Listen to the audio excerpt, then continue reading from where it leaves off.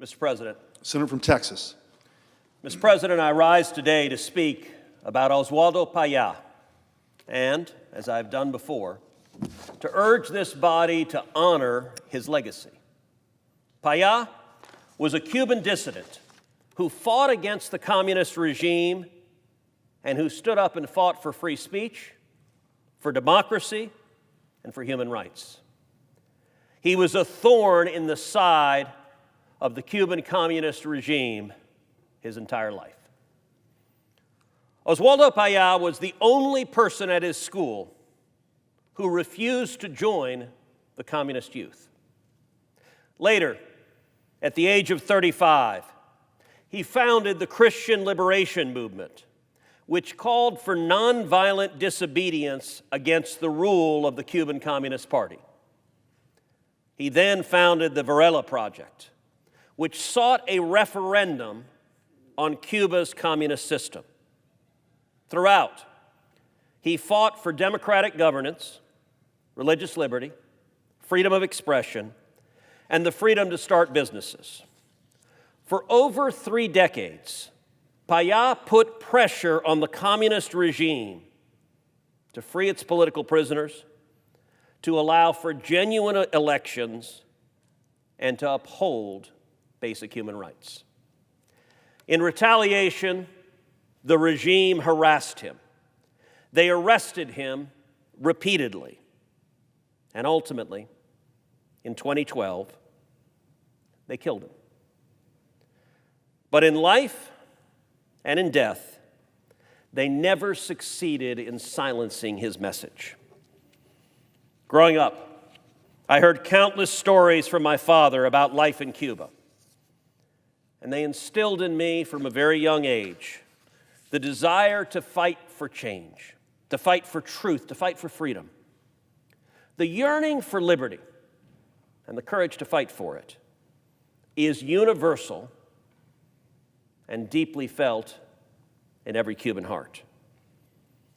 Mr. President, since 2015, in every Congress, I have introduced legislation to rename the street outside the Cuban embassy Oswaldo Payá Way. This body has passed it before, rightly, unanimously. Oswaldo's legacy matters deeply to Cuba and to the United States. And it matters to his family, with whom I have worked closely on this resolution. Over the years, I've met many times with his daughter, Rosa Maria Payá. And Rosa Maria is herself a formidable and courageous dissident and warrior for human rights. Renaming the street in front of the Cuban embassy would help preserve that legacy. During the Cold War, President Reagan renamed the street in front of the Soviet embassy Sakharov Plaza, after the famed human rights dissident in the Soviet Union. It was part of a broader strategy to shine a light on the abuses of the evil empire. My strategy here is the same. Some might think a street name is not that big a deal. Well, it is. Anyone who wants to write to the Cuban embassy will have to write Oswaldo Payá's name. Anyone who wants to go there has to look up the address and see his name.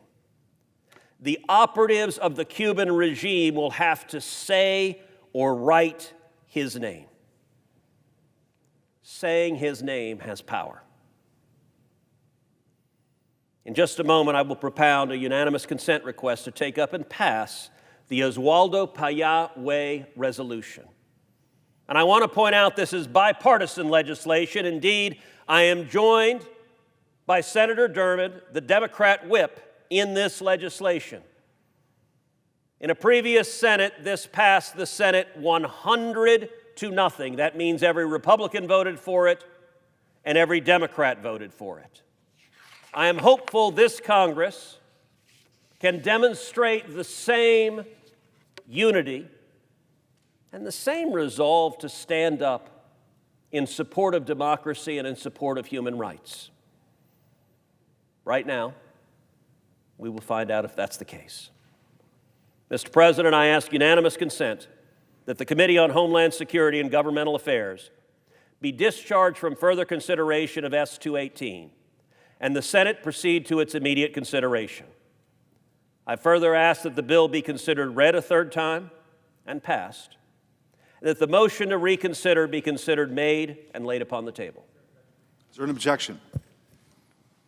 Mr. President, Senator from New Jersey. reserving the right to object.